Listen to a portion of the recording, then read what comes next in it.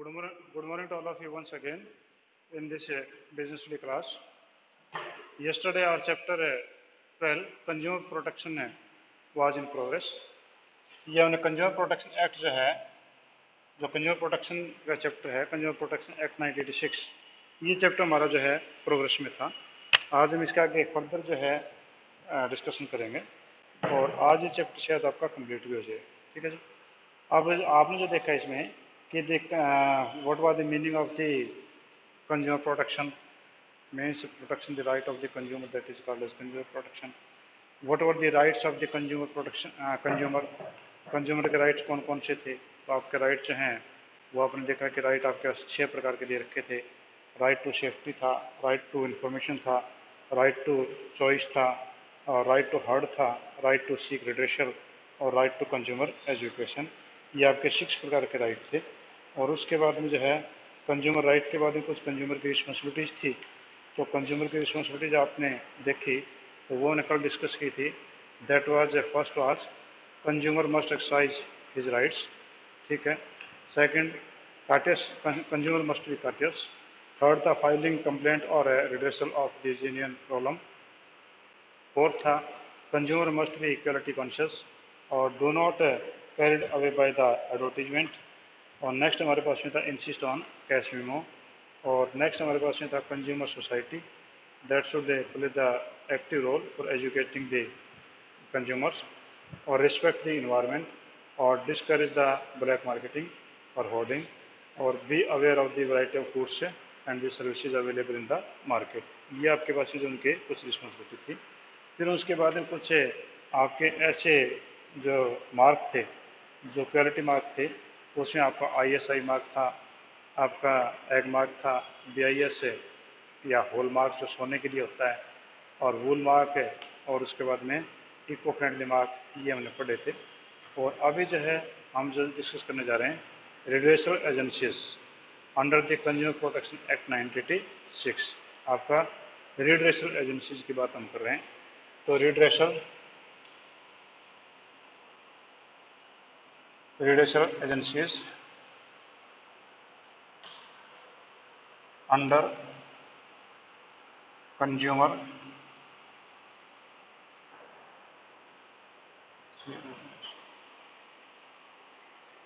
Protection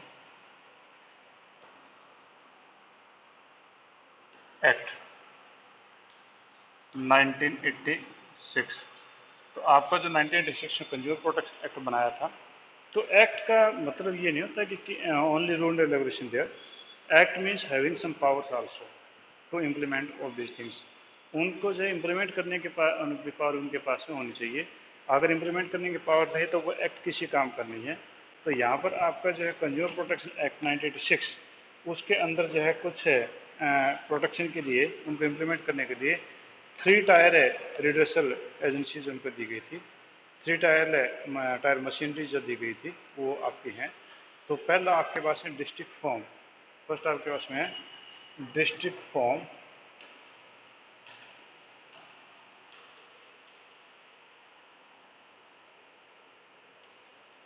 district form, अब ये form नहीं है, अब कमीशन बन गया है। ठीक है। अब इसका नाम भी आपका अमेंडमेंट 2019 में इसका वो फॉर्म की वजह कमीशन कर दिया गया है। क्योंकि आपका जो पुरानी बुक हैं, पुरानी क्या नई बुक में भी यही अभी कंज्यूमर फॉर्म ही दे रखा है। और मैंने जो पता चला था कि जब ये चेंज हुआ था तो यहाँ पर कमीशन वर्ड आ गया, ना कि फॉर्म। ठीक है। तो अब इसमें कुछ और भी चेंज हुए थे और मेरे पास में प्रेजेंट इसका जो वैल्यू हो उसका पता नहीं है। ठीक है। तो आपका जो डिस्ट्रिक्ट फॉर्म है, डिस्ट्रिक्ट फॉर्म के अंदर या डिस्ट्रिक्ट के कमीशन के अंदर आपका 1 प्रेसिडेंट होगा, 1 आपका प्रेसिडेंट होगा और 2 मेंबर्स होंगे, 2 आपके मेंबर्स होंगे। ठीक है। तो आपका 1 प्रेसिडेंट और 2 आपके मेंबर्स होंगे and there will be total 3 members in this district commission. Means district commission means these form is at every district. For example, in Haryana there is a 21 districts. There will be 21 district forms. Her district में एक होगी। हमारे हिसार में भी आपके secretariat के अंदर जो है आपका एक डिस्ट्रिक्ट फॉर्म है, कंज्यूमर डिस्ट्रिक्ट फॉर्म है, तो वहाँ पर आपके जो है 3 पर्सन आपको मिलेंगे, प्रेसिडेंट और 2 आपके मेंबर होंगे। और जो प्रेसिडेंट है इसकी क्वालिफिकेशन जो है मस्ट बी रिटायर्ड जज of district court. District court का रिटायर्ड जज होना चाहिए प्रेसिडेंट, यानी आपका सेशन जज जो है, कोई रिटायर्ड सेशन जज है वो आपका जो है इसका प्रेसिडेंट होगा, और कोई 2 इसके मेंबर होंगे, ठीक है। और ये जो है जो डिस्ट्रिक्ट इसका प्रेसिडेंट का जो अपॉइंटमेंट है ये आपकी स्टेट गवर्नमेंट करेगी। स्टेट गवर्नमेंट जो है इसके अपॉइंटमेंट प्रेसिडेंट की करती है। तो means he must be minimum qualification of retired जज ऑफ डिस्ट्रिक्ट, यानी डिस्ट्रिक्ट में आपका सेशन जज सबसे बड़ा होता है, तो कोई रिटायर्ड सेशन जज के अंदर आपका जो है होगा। और जो 2 मेंबर्स हैं ये कोई भी 2 मेंबर हो सकते हैं, who having the qualification of graduation and having the knowledge about the product और having the knowledge about the goods also, जिसको ऐसे वस्तुओं के बारे में जानकारी हो, जो कम से कम ग्रेजुएट होना चाहिए और जिसकी एज जो मिनिमम 35 ईयर से ऊपर होनी चाहिए, ठीक है। ये मिनिमम एज जो उसके 35 ईयर्स होनी चाहिए, तो यहाँ पर ये होगा। और इसमें आप जो डिस्ट्रिक्ट फॉर्म में वो लोग जा सकते हैं whose complain are up to 20 lakhs, जिसकी शिकायत 20 लाख रुपए तक की है। If you purchase an product whose cost is up to ₹20 lakh, अगर आपने कोई प्रोडक्ट खरीदा उसकी 20 लाख रुपए तक की कीमत है, तो ये आप लोग जो है इसके अंदर जा सकते हैं, यानी आप डिस्ट्रिक्ट फॉर्म में जा सकते हैं। You can make the complain कि आप हिसार डिस्ट्रिक्ट में हैं, अगर आपने कोई गाड़ी खरीदी जिसकी कीमत जो 15 लाख है, and if that which is defective one, and you made many type of the complaint to the agency, but the company has not paid any attention, then lastly you can move to the consumer court, means move to the consumer firm, because the uh, value of the your car is rupees 15,000, it means it is suitable for your complaint, ठीक है। तो ये आपका जो suitable आपकी complain के लिए यहाँ पर आप कर सकते हैं। एंड कमीशन जो है, ये आपका जो कमीशन है, can send product to lab, आपके प्रोडक्ट को लैब में भी भेज सकता है अगर वो प्रोडक्ट लैब बेस्ड है, अगर उसका जो है लैब के अंदर एक्सपेरिमेंट होना ज़रूरी है, अगर लैब के अंदर उसका अथेंटिकेशन होना ज़रूरी है, तो लैब के अंदर जो इस प्रोडक्ट को ये कमीशन भेज सकता है। उसके बाद में कोई ना कोई फैसला ये देगा, और उसके बाद में अगर आपका कोई फैसला आता है तो फैसला आने के बाद में if you are satisfied then no problem, otherwise within 30 days, after 30 days you can move to the next commission, means you can move to the state commission। तो आपकी यहाँ पर कंडीशन है कि आपका जो डिस्ट्रिक्ट फॉर्म है या डिस्ट्रिक्ट कमीशन है उसके अंदर ये चीज़ें होंगी। पहला 1 प्रेसिडेंट और 2 members, means there will be total 3 members, ठीक है। सेकेंडली इसका जो प्रेसिडेंट होगा that will be headed by the retired जज of district court, district court का रिटायर्ड जज होगा, और ये रिटायर्ड जज जो है ये स्टेट गवर्नमेंट उसको अपॉइंट करेगी। If it belong to Haryana then Haryana government will appoint the retired जज, if it belong to Delhi state then Delhi government will appoint. और इसमें जो क्लेम केस है that will be up to ₹20 lakh, and if the goods are required to be tested in the laboratory then these goods can be send in to laboratory also, ठीक है। और उसके बाद उसका डिसीजन होगा, and decision if the decision is awarded in that case, if you are not satisfied then you can move within 30 days to the next court, next court में आप जो है 30 दिन के अंदर अंदर आप अपील कर सकते हैं। तो ये तो आपके पास में था जी, पहला वो था आपका डिस्ट्रिक्ट फॉर्म या डिस्ट्रिक्ट कमीशन, ठीक है जी। ये शायद अमाउंट है 20 लाख की शायद 1 करोड़ हो गया है मेरे जहाँ तक याद आ रहा है। एक आध दिन में मैं इसको सर्च करके नेट में बताऊंगा आपको कि कितना अमाउंट है। नेक्स्ट आपके पास में जी दैट इज स्टेट कमीशन। आपका नेक्स्ट आपका है स्टेट कमीशन, ये आपकी सेकंड मशीनरी है।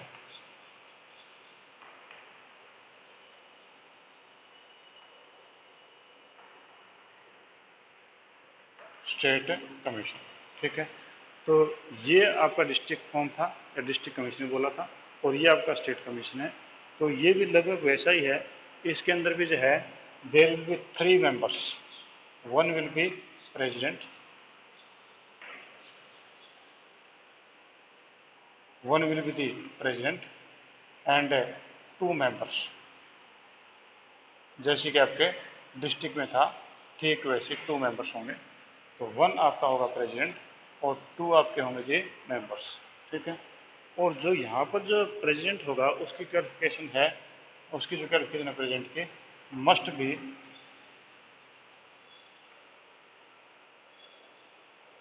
बी रिटायर्ड हाई कोर्ट जज।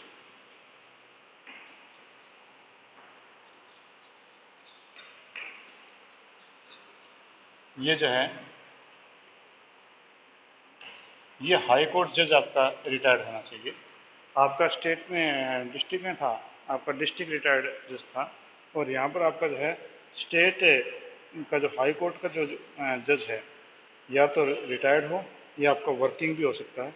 तो ये जो है उसके सामने आप कंप्लेन कर सकते हैं, और इसकी जो कंप्लेन है वो मिनिमम 20 लाख, आपके मिनिमम 20 लाख, कम से कम 20 लाख,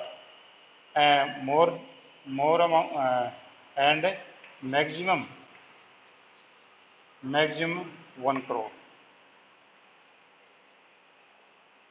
मैक्सिमम आपका 1 करोड़ होगा, ठीक है। तो आपका मिनिमम जो इसके अंदर जो आपका क्लेम जो है वो 20 लाख का होना चाहिए, means less than 20 lakh that was in the district form, and more than 20 lakh that will be in state form state commission. और स्टेट कमीशन में 1 करोड़ रुपये तक का आप जो है उसमें क्लेम डाल सकते हैं। और क्लेम के अंदर जो है आपका ये भी कि if this commission thing that it requires laboratory test, same thing in the district commission. If it requires the laboratory test, then it can be sent to the lab, and after the report of the lab the decision will be awarded. और same चीज़ यहाँ पर भी आपकी है कि अगर आपका इससे सेटिस्फाई नहीं होते हैं, if you are not satisfy with the judgment, then they can file an appeal national commission within 30 days. तो आपका यहाँ पर जो है नेशनल कमीशन में, इससे नेक्स्ट कमीशन जो वो नेशनल कमीशन है, तो विद इन 30 डेज जो है वो नेशनल कमीशन में जाया जा सकता है, ठीक है। तो आपका लगभग सेम ही है, बस अमाउंट ही चेंज हुआ है। एक तो आपका अमाउंट जो है 20 लाख एंड मैक्सिमम 1 करोड़, यानी मिनिमम 20 लाख होगा, मैक्सिमम 1 करोड़ होगा। और यहाँ पर आपका जो प्रेसिडेंट है वो मस्ट बी रिटायर्ड और वर्किंग जज ऑफ हाई कोर्ट, तो ये हाई कोर्ट का जज होना चाहिए, ठीक है। उसमें आपका डिस्ट्रिक्ट कोर्ट का था, ये डिफरेंस था। नेक्स्ट आपके पास में आता है जी दैट इज नेशनल कमीशन, ठीक है। Third is national commission.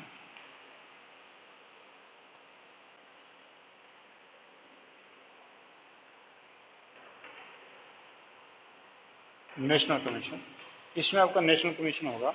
National commission वो होता है कि जो कि पूरे नेशन के ऊपर है, और इसमें आपके जो है कम से कम इसमें 4 मेंबर होते हैं, यानी 1 प्रेसिडेंट और उसके बाद में आपके 3 अदर मेंबर्स होते हैं, ठीक है। इसमें आपका एक मेंबर बढ़ गया है, और वो मेंबर जो है दैट मस्ट बी एक ह्यूमन मेंबर। वो जो मेंबर जो है, तो चौथा जो मेंबर है वो आपका एक वीमन होना चाहिए, ठीक है। तो इसमें कम से कम 4 मेंबर होंगे, ठीक है। और जो प्रेसिडेंट है, प्रेसिडेंट प्रेसिडेंट और 3 मेंबर्स हैं। तो 3 मेंबर्स के अंदर आपका एक मेंबर जो है वो वीमन मेंबर होगा, इनमें से एक वीमन मेंबर का होना जरूरी है।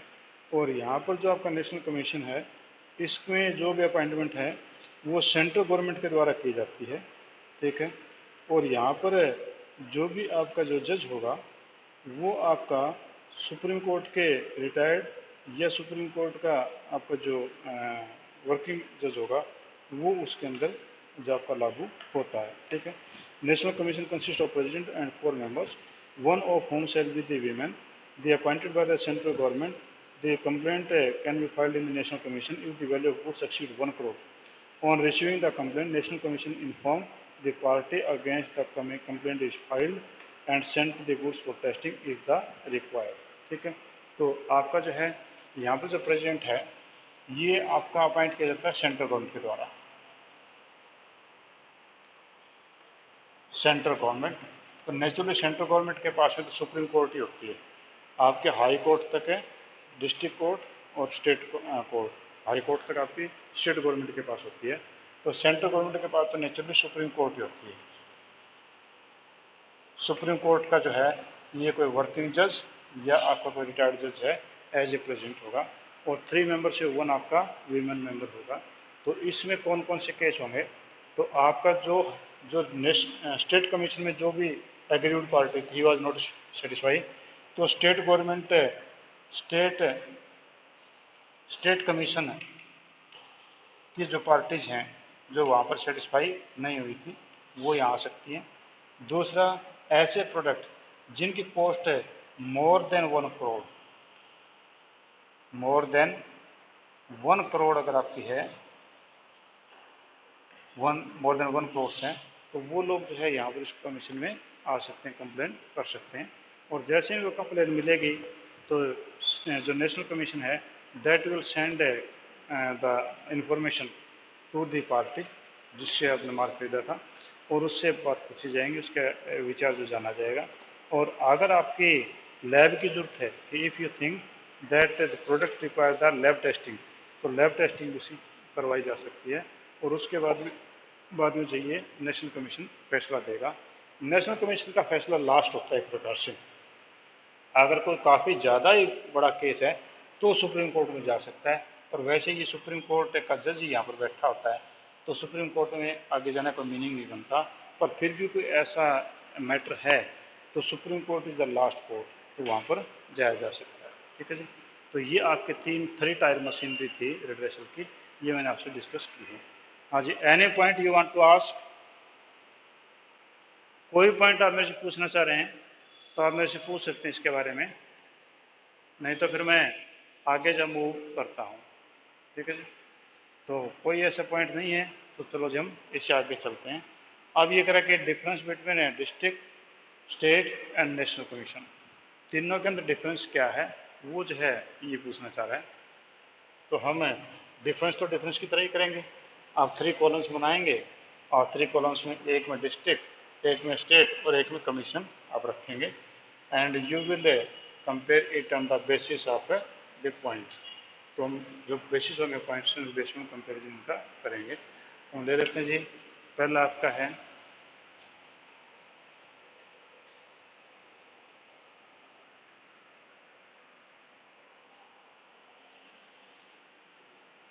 बेसिस ऑफ डिफरेंस, ठीक है जी। ये आपके पास है डिस्ट्रिक्ट, डिस्ट्रिक्ट फॉर्म या कमीशन कह दें। फिर ये आपके पास में स्टेट, स्टेट कमीशन, और ये आपके पास में आ गया जी नेशनल कमीशन।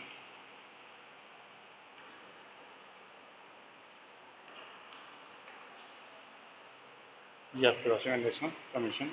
तो सबसे पहले हम देखते हैं जी आपका बेसिस की कंपोजिशन, इसमें कंपोजिशन आपका क्या होगा, ठीक है। तो आपका पहले कंपोजिशन है, इसमें थोड़ा ध्यान से देखना, काफ़ी चीज़ें अलग मिलेंगी इसमें। तो पहले कहते हैं कि consist of president 2 members, 1 of member has to be women, यानी 1 प्रेसिडेंट,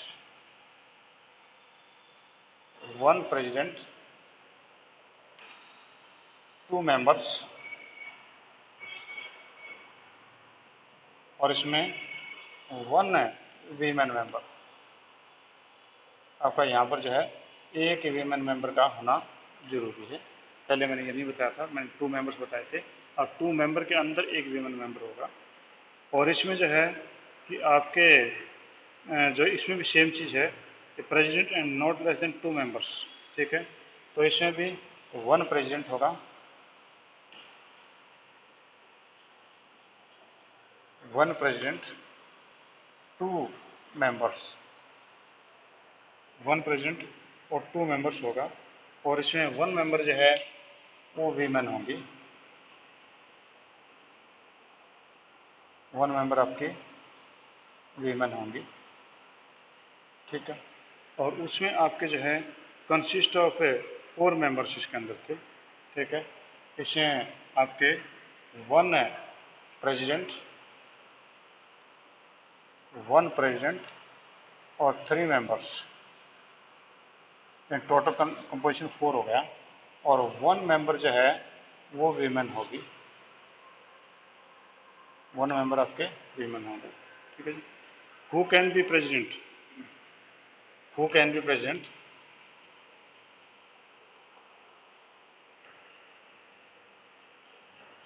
प्रेसिडेंट कौन बनेगा, तो इसमें आपका जो प्रेसिडेंट है वो वर्किंग और रिटायर्ड जज, वर्किंग और रिटायर्ड है, रिटायर्ड जज, रिटायर्ड जज of district court,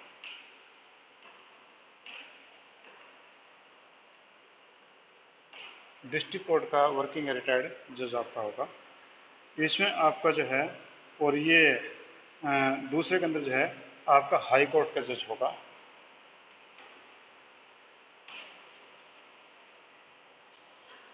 high court जज होगा, चाहे वो आपका रिटायर्ड है चाहे वो आपका वर्किंग है।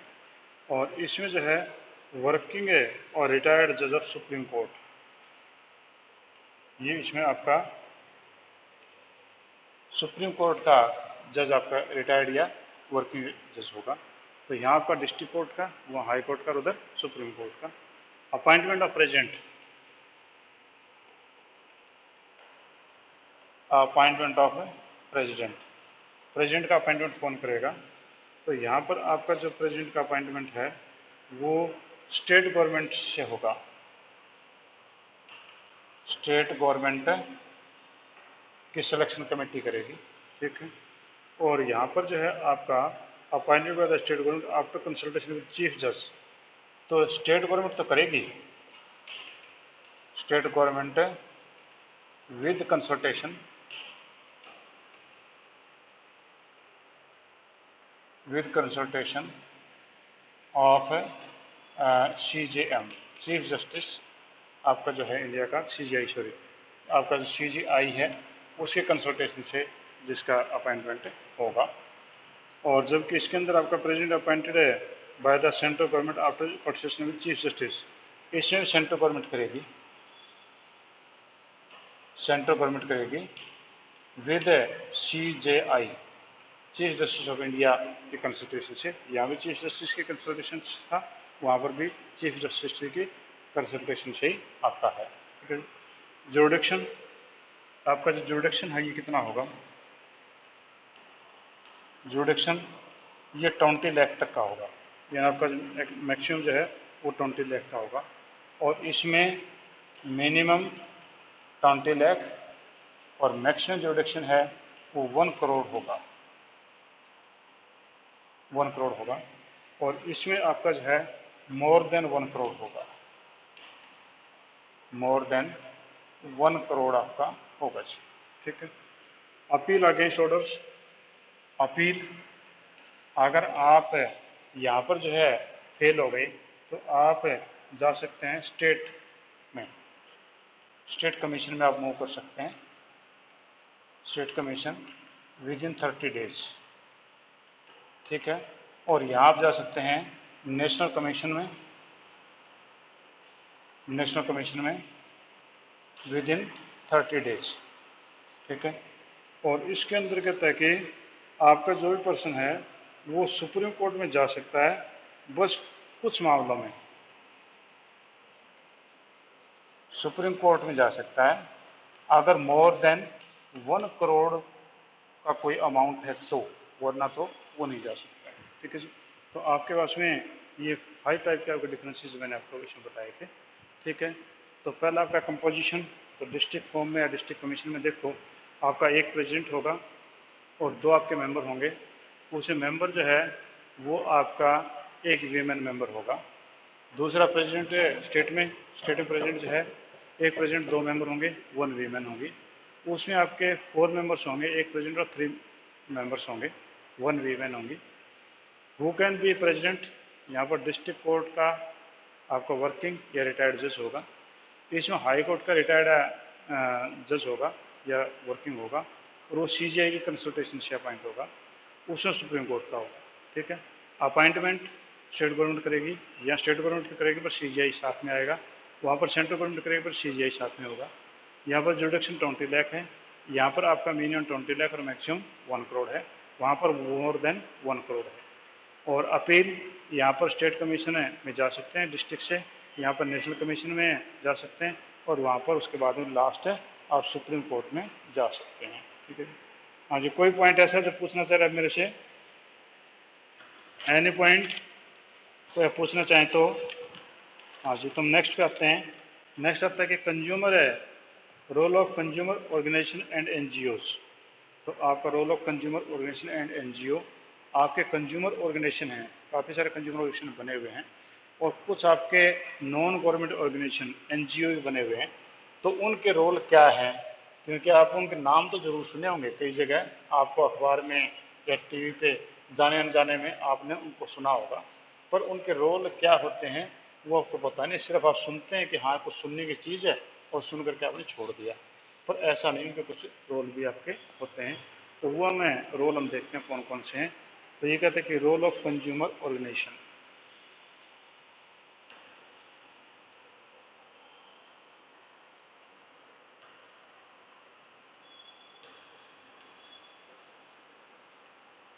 Organisation and NGO.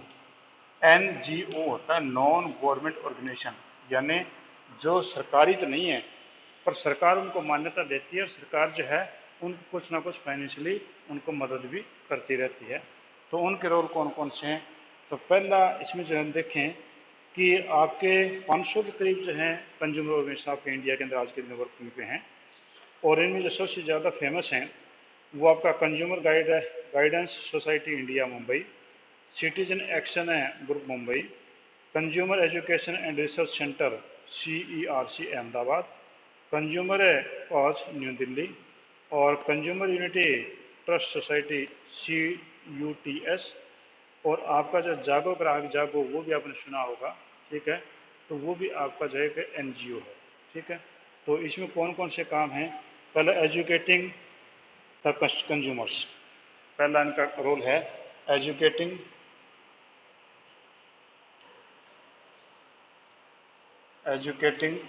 Customers,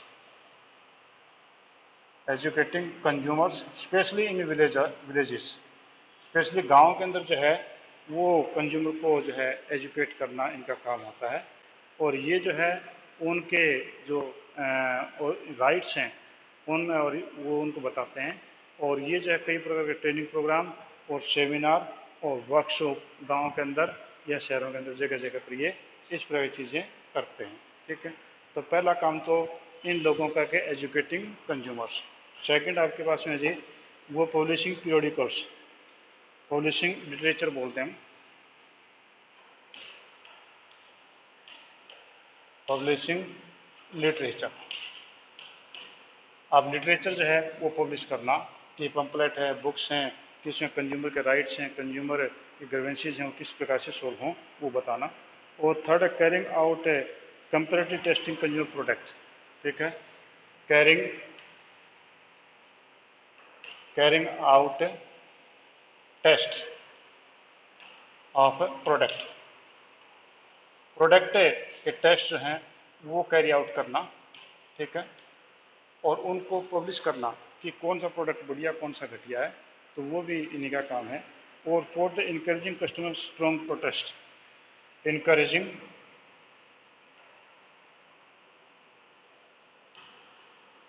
customers for protest, protest के लिए कंज्यूमर को जो है वो इनकरेज करना कि अगर कोई उनके साथ में ज्यादती हो रही है तो वो उनका जो विरोध करें। फिफ्थ है providing legal assistance, providing legal assistance, उनको कानूनी मदद भी देना, ठीक है, उनको लीगल असिस्टेंस देना, ये भी आपके एनजीओ का काम होता है। और फाइलिंग कंप्लेंट इन consumer court, filing complaint, complain है जो on the behalf of consumer, customer के बिहाफ पे कंप्लेन जो फाइल करना कोर्ट में। और सेवंथ करेज में कि taking initiative in filing case of consumer court in interest of the villagers general public, not for an individual, कि फाइलिंग है, ऊपर वाला नीचे वाला सेम सा लग रहा है पर सेम नहीं है। फाइलिंग है complain, complain for general public, कि एक पर्सन विशेष के लिए नहीं, इसमें तो पर्सन विशेष के लिए था, इसमें और जनरल पब्लिक कर सकते हैं। और हेल्पिंग है government agency to resolve the case of consumer exploitation, यानी गवर्नमेंट को हेल्प करना, help to government, help to government, अगर कंज्यूमर प्रोटेक्शन के लिए गवर्नमेंट को भी कोई हेल्प की जरूरत है कि कैसे सॉल्यूशन दें प्रॉब्लम का, तो वो इन कर सकते हैं। तो लास्ट है motivating consumers for quality product, motivating consumers, motivating consumer for good product. Good product में कौन सा है, आपका ISI है, एग मार्क है, ठीक है, ऐसे आपके वूल मार्क है, उनको खरीदने के लिए उनको मोटिवेट करना। तो ये आपके एनजीओ के कुछ रोल थे। अभी आपका चैप्टर जो खत्म हो गया है, इससे रिलेटेड कोई भी आपको प्रॉब्लम है तो आप मेरे से पूछ सकते हैं, ठीक है जी। और अदरवाइज फिर हम कल जो है आपके मार्केटिंग वाले चैप्टर्स हैं, जो फाइनेंशियल मार्केटिंग है, वो चैप्टर्स हम स्टार्ट करेंगे। और वो चैप्टर हमारे लगभग जब 20 दिन में ख़त्म हो जाएंगे, फिर हमारा सिलेबस से ख़त्म हो जाएगा, ठीक है जी। आज को प्रॉब्लम है, नहीं तो फिर हम